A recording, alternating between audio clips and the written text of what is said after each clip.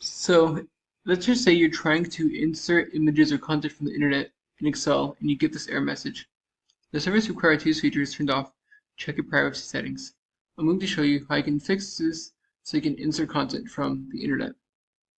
To fix this error message, you're going to want to go to File, then all the way down to Options.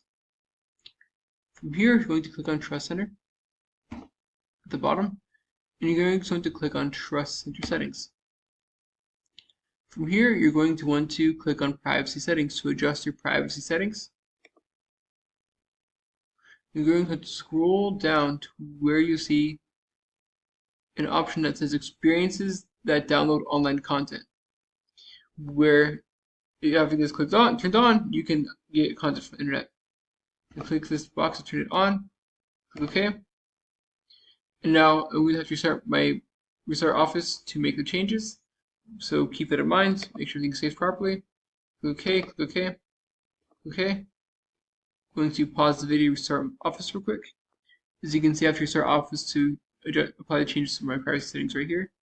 Now that I got out of all of my Office applications and back in Excel, now I'm going to go to Insert, Illustrations, Pictures, Place Over Cell, and Online Pictures.